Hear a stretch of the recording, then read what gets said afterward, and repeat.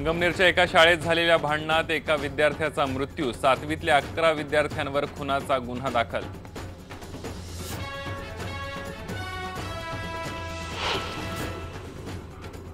उस्मानाबाद जिल्ह्यातल्या शिरढोणातल्या सरकारी रुग्णालयाची दुरवस्था, जीव मुठीत घेऊन रुग्ण घेत आहेत उपचार।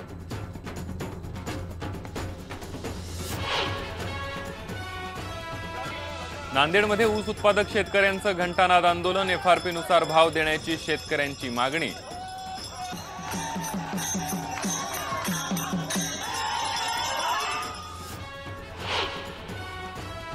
आश्रमशाळांकडे सरकारचं दुर्लक्ष, कोट्यवधींचा खर्च करूनही गडचिरोलीतल्या आश्रमशाळांमध्ये सुविधांचा अभाव।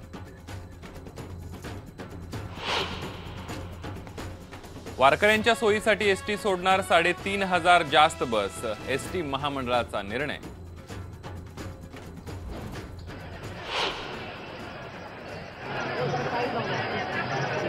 आणि ज्ञानबा तुकारामाच्या गजराने दुमदुमली देहूनगरी, तुकोबारायांच्या पालखीचं पंढरपूरकडे प्रस्थान।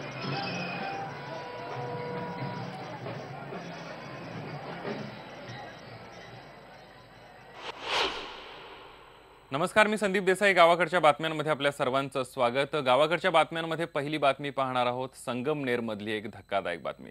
शाळा म्हणजे शिकण्याचं आणि लहानपण एन्जॉय करण्याचं ठिकाण। शाळेत मारामारी, भांडणं नेहमीचीच, पण यातून कुणाचा जीव जात असेल तर संगमनेरच्या नूतन महाविद्यालयात विद्यार्थ्यांमध्ये हाणामारी झाली आणि एका विद्यार्थ्याचा मृत्यू झाला। किरण सोनावणे असं या विद्यार्थ्याचं नाव आहे। 7वीतल्या 11 विद्यार्थ्यांवर खुनाचा गुन्हा दाखल झालाय। हा गुन्हा 30 जूनला घडला, पण याच गुन्ह्याचा जो तक्रार जी आहे आणि गुन्हा जो आहे तो काल दाखल करण्यात आला।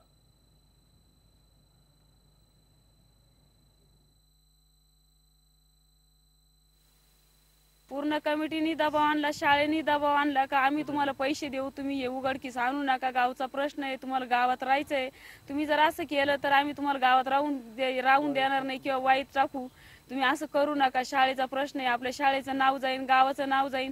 असं करता करता यांनी 6 दिवस मला कंप्लेंट थोपवली। 30 तारीख को उसकी डेथ हो गई है।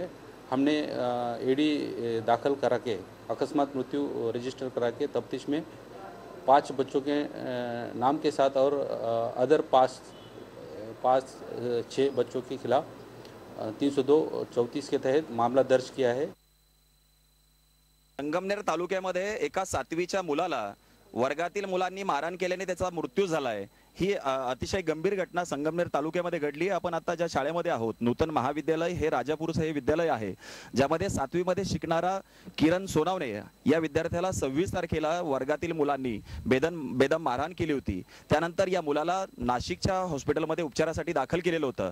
30 तारखेला त्याचा मृत्यू झालेला आहे। पोलिसांनी याचा तपास केलाय आणि काल रात्री 11 विद्यार्थ्यांवरती खुनाचा गुन्हा दाखल झालेला आहे। आता पोलीस यामध्ये काय कारवाई करतात हे बघावं लागणार आहे। त्यानंतर शाळेतले जे वर्ग शिक्षक असतील, मुख्याध्यापक असतील, यांनी जो हलगर्जीपणा या प्रकरणामध्ये दाखवलाय त्यांच्यावरती पण काही कारवाई होते का हे बघणं महत्त्वाचं आहे। हरीश दिमोटे, IBN लोकमत, अहमदनगर। याविषयी अधिक माहिती घेऊया, आपला रिपोर्टर हरीश दिमोटे आपल्या सोबत आहे। हरीश, आपण बघितलं धक्कादायक बाब आहे, विद्यार्थ्याचा मृत्यू झालेला आहे विद्यार्थ्याने केलेल्या मारहाणीमध्ये। एकंदरीतच आता गुन्हा दाखल झालेला आहे, जवळपास 6-7 दिवसांनी गुन्हा दाखल झालेला आहे। काय आत्ताची सध्याची परिस्थिती आहे, पोलीस कशा पद्धतीने तपास करतायत आणि पोलिसांची कारवाई कशी असणार आहे? नक्कीच संदीप, ही अतिशय गंभीर अशी घटना आहे। संगमनेर तालुक्यातल्या एका 7वीच्या मुलाला त्याच्या वर्गमित्रांनी केवळ ह्या कारणावरून मारलंय की तू मुलीकडे का बघतोय, हे कुठे चाललंय हे सगळं। म्हणजे ज्या गोष्टी कॉलेजमध्ये घडतायत, कॉलेजमध्ये ज्या गोष्टीवरून मारहाण होत असते, ते 7वीच्या मुलांमध्ये ते त्याचं पेव आता कुठेतरी सुरू झाल्याचं दिसतंय। आणि या कारणावरून इथे मारहाण झाली त्यावेळी शाळेमध्ये ही मोठी मारहाण झाली। वर्ग शिक्षक तिथे होते, मुख्याध्यापक होते, मात्र त्यांनी कोणतीही कारवाई याकडे केली नाही। त्या मुलाला दवाखान्यात नेलं नाही, कदाचित त्याला लगेच नेलं असतं तर त्याचा जीव पण वाचला असता। ते याच्यामध्ये कुठेतरी दोषी आहेत। 5 दिवस उपचार सुरू होते, त्यामध्ये त्याचा अंत झाला आणि त्यानंतर आज 8 तारीख आहे, 30 तारखेला त्याचा अंत झालाय। 8 दिवस हा गुन्हा दाखल झाला नाही। कारण का तर त्याच्या घरच्यांना धमकावलं जात होतं, पैशाचं आमिष दिलं जात होतं। म्हणजे संस्था चालक असतील, गावातले लोक असतील, वर्ग शिक्षक असतील, हे सगळे यामध्ये दोषी आहेत। यांच्यावरती पण कारवाई होणं गरजेचं आहे। पोलीस तपास करतायत, मात्र अजूनही त्यांनी कुणाला अटक केलेली नाहीये। धन्यवाद हरीश, तू दिलेल्या संपूर्ण माहितीबद्दल. आपण बघितलं की विद्यार्थ्यांच्या मारहाणीमध्ये एका विद्यार्थ्याचा मृत्यू झाला आणि मात्र शाळेची बदनामी टाळण्यासाठी शाळेचे मुख्याध्यापक असतील, शिक्षक असतील आणि त्याचबरोबर शाळेची कमिटी जी असेल हे प्रकरण दाबण्याचा प्रयत्न करत होता. ही बाब सुद्धा गंभीर म्हणावी लागेल. वळूया पुढच्या बातमीकडे. आता आदिवासी शाळांचं भीषण वास्तव दाखवणारी बातमी पाहूया.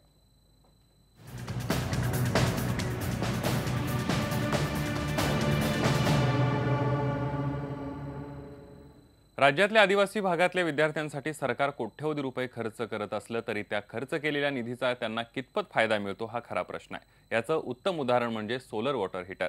शासकीय आश्रमशाळेतल्या विद्यार्थ्यांना पावसाळ्यात आणि हिवाळ्यामध्ये गरम पाण्यानं आंघोळ करण्यासाठी कोट्यवधी रुपये खर्च करून चालवलेले सोलर वॉटर हीटर धूळ खात पडलेत. राज्यभरात जवळपास अशीच परिस्थिती आहे.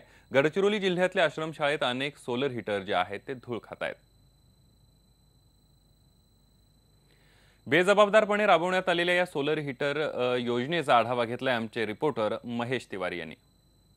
आदिवासी विकास खातं नेहमीच कुठल्या ना कुठल्या कारणानं चर्चेत असतं. एकूणच जर आपण बघितलं तर या खात्यामार्फत होणारे व्यवहार पारदर्शक असल्याचा दावा असला तरी त्याचा फायदा विद्यार्थ्यांना होत नाही. कोट्यवधी रुपयांची खरेदी पाण्यात कशी जाते याचं चांगलं उत्तम उदाहरण म्हणजे सोलार वॉटर हीटर.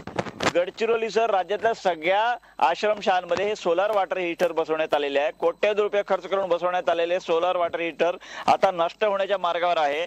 त्याचा उद्देश असा होता की पावसाळ्यात आणि थंडीच्या दिवसामध्ये आश्रमशाळेतल्या विद्यार्थ्यांना गरम पाण्याने आंघोळ करण्यासाठी तरतूद व्हावी, सोय व्हावी. मात्र हे सोलार वॉटर हीटर कधीही सुरू झाल्याने आपण बघू शकतो ज्या पद्धतीने इतकं महागडं हे लाखो रुपये खर्च करून बसवण्यात आले आहे. या ठिकाणी बघा, या ठिकाणी हे काचा पूर्ण फुटलेल्या आहेत. याचे सगळं पूर्ण म्हणजे परिस्थिती अत्यंत वाईट आहे आणि आता आहे ते पूर्ण खराब होण्याच्या मार्गावर आहे. ही परिस्थिती केवळ गडचिरोली नाही तर गडचिरोली जिल्ह्यातल्या असेल, पालघर असेल, नाशिक असेल, सगळ्याच ठिकाणी आहे.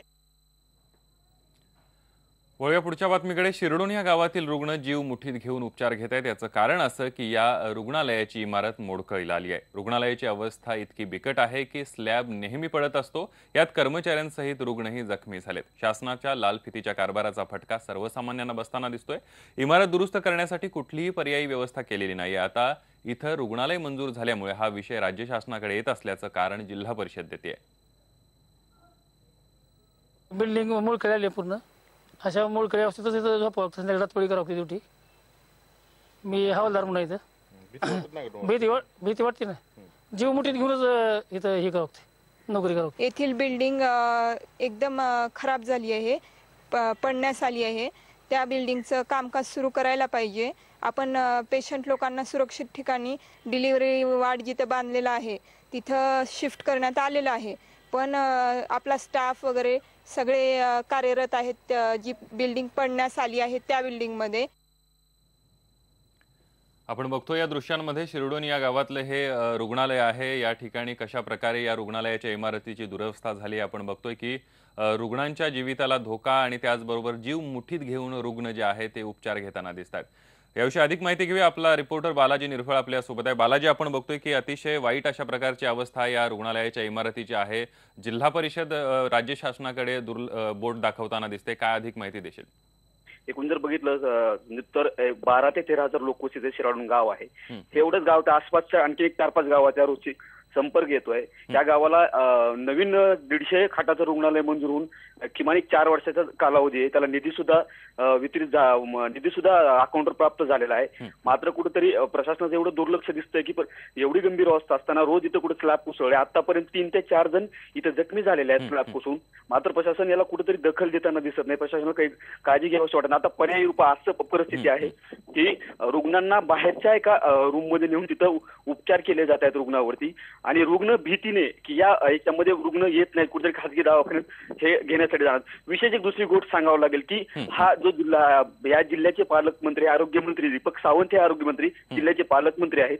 यांच्याकडे सुद्धा हा प्रश्न गेलेला आहे. मात्र त्यांनी सुद्धा याच्याकडे साफ दुर्लक्ष केलेले दिसतंय. आतापासून 4 वर्षापासून अशी परिस्थिती. आता तरी रुग्णांना असं वाटतं की आता तरी कुठेतरी सरकारनं लवकरात लवकर इमारतीचा पाया घालावं, इमारतीचं बांधकाम सुरू करावं अशी अपेक्षा रुग्ण व्यक्त करताना दिसतात. संदीप, धन्यवाद बालाजी, तू दिलेल्या संपूर्ण संपूर्ण माहितीबद्दल. आपण बघितलं की शिरडूनच्या या रुग्णालयाची दुरवस्था झालेली आहे. प्रशासन लक्ष द्यायला तयार नाही. दीपक सावंत आरोग्यमंत्री जे आहेत ते उस्मानाबादचे पालकमंत्री आहेत, त्यांनी सुद्धा इकडे दुर्लक्ष केले. त्यामुळे लोकांची आता मागणी आहे की सरकारनं लक्ष घालावं, आरोग्यमंत्र्यांनी लक्ष घालावं आणि या इमारतीची दुरुस्ती करावी, नवीन इमारतीचा पाया भरावा.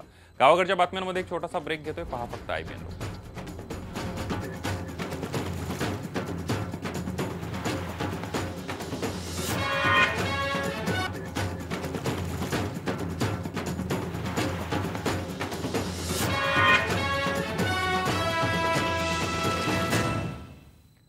मंत्रालयामध्ये नोकरी लावण्याचा आमिष दाखवून बेरोजगार तरुणांना लाखो रुपयांचा गंडा घालणारी टोळी पंढरपूर तालुका पोलिसांनी जेरबंद केली आहे.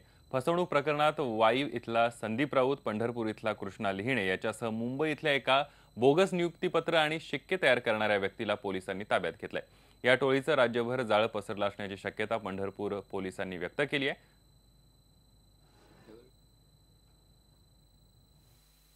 पंढरपूर तालुक्यातील जवळजवळ 22 ते 25 लोकांकडून प्रत्येकी 2 ते 3 लाख रुपये घेऊन आणि नोकरी लावतो या खोट्या आमिषाद्वारे त्यांच्याकडून ते पैसे उकळलेले आहेत.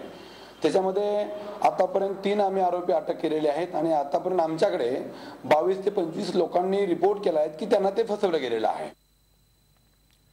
उसाला FRP नुसार दर द्यावा या मागणीसाठी नांदेड जिल्ह्यात शेतकऱ्यांनी प्रादेशिक साखर सहसंचालक कार्यालयासमोर घंटानाद आंदोलन केलं.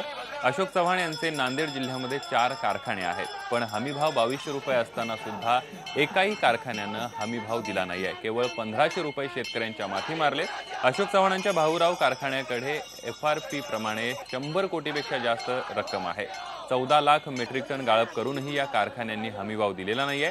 FRP प्रमाणे पैसे देण्याची मागणी यावेळी शेतकऱ्यांनी केली.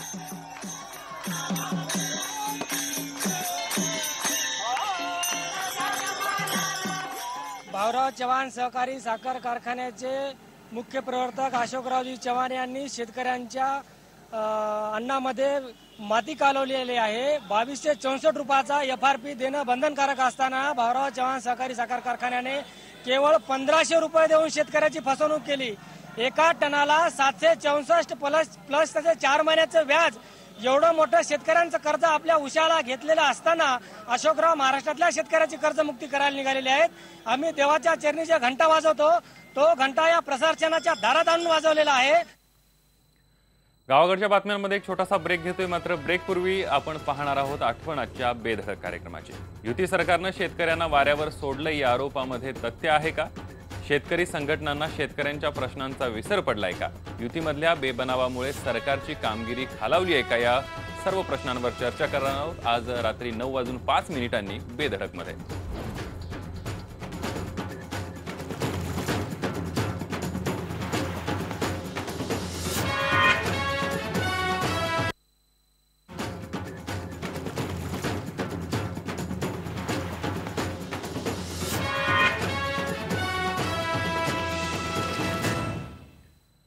आषाढी वारीसाठी पंढरपूरकडे सगळ्याच पालख्यांनी जवळपास प्रस्थान केलेलं आहे. तुकोबांच्या पालखीनं आज प्रस्थान केलेलं आहे. पंढरपूरसाठी राज्यातल्या 250 आगारातून 3350 जास्तीच्या बसेस सोडणार असल्याचं सांगण्यात आलेलं आहे. एखाद्या गावात जास्त लोकांना पंढरपूरला जायचं असल्यास विशेष बस देणार असल्याचं सुद्धा महामंडळानं सांगितलंय. पंढरपूरमध्ये यावर्षी 3 बस स्थानकं करण्यात आलेली आहेत. भीमाशंकर स्थानकावरून विदर्भ आणि मराठवाड्यासाठी बस सोडण्यात येतील आणि त्याचबरोबर विठ्ठल साखर कारखान्यावरून खानदेश, चंद्रभागा स्थानकावरून मुंबई आणि ठाणे पश्चिम महाराष्ट्रासाठी बस सोडण्यात येणार आहेत.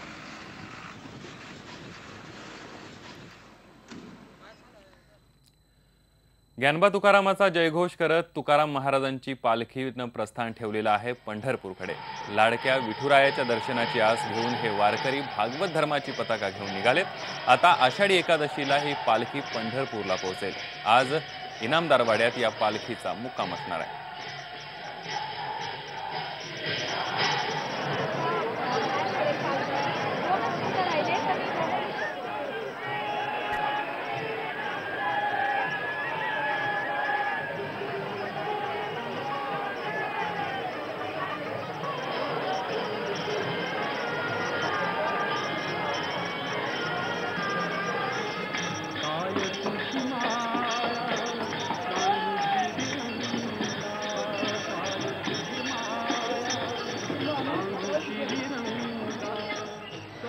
जगद्गुरू संत तुकाराम महाराज यांची पालखी चं प्रस्थान आता झालेलं आहे आणि मंदिरातून पालखी निघाली आणि ती इनामदार वाड्याकडे जाऊन आता विश्रांतीसाठी आता पोहोचलेली आहे. आज रात्रीचा मुक्काम जो आहे तो या इनामदार वाड्यामध्ये असतो. आपण इथं वाडा पाहू शकतोय आणि त्याच्या शेजारी तुकाराम महाराजांचं जन्मस्थान असलेली जी इमारत आहे ती आपण बघू शकतोय. सगळ्या वारेकऱ्यांचा मेळा जो आहे तो या मुक्कामीच्या ठिकाणी सुद्धा आपण पाहतोय. वाडा जो आहे तो अतिशय आतमध्ये पाहिला आपण तर तो एक वेगळ्या प्रकारचा हा सगळा वाडा आहे. इनामदार वाडा म्हणतात त्याला आणि ते नेहमीच गेल्या अनेक वर्षांपासूनची ही परंपरा आहे की तुकाराम महाराजांच्या पालखीचं प्रस्थान जे आहे ते देहूतल्या मंदिरानंतर ते इथेच जवळ असलेल्या इनामदार वाड्यामध्ये होतं आणि त्यानंतर उद्या सकाळी 6:30 ते 6:30ला किमान ही पालखी निघते आणि ती आकुर्डीकडे प्रस्थान करते. आजचा हा सगळा सोहळा जो आहे तो सगळ्यांनी अनुभवलेला आहे. पालखी प्रस्थानाचा सोहळा जो आहे तो अतिशय रंगतदार झाला होता आणि त्यामुळे आता पुन्हा हा जो विठू नावाचा गजर आहे आणि त्यात ज्ञानदेव तुकोबा यांचा जो जयघोष आहे तोही आपल्याला सगळीकडे एक नादमयता जी आहे त्याची होताना आणि ऐकताना आपल्याला दिसून येते. एकंदरीत हे वातावरण जे आहे ते पंढरपुरापर्यंत आपल्याला सगळ्यांनाच अनुभवायला मिळणार आहे. व्हिडिओ जर्नलिस्ट नवनाथ कोंडेकरसह हलिमा कुरेशी, IBN लोकमत, देहू. या काही महत्त्वाच्या घडामोडींसह गावाकडच्या बातम्यांमध्ये इथंच थांबतोय. ताज्या बातम्यांसाठी पहा फक्त IBN लोकमत.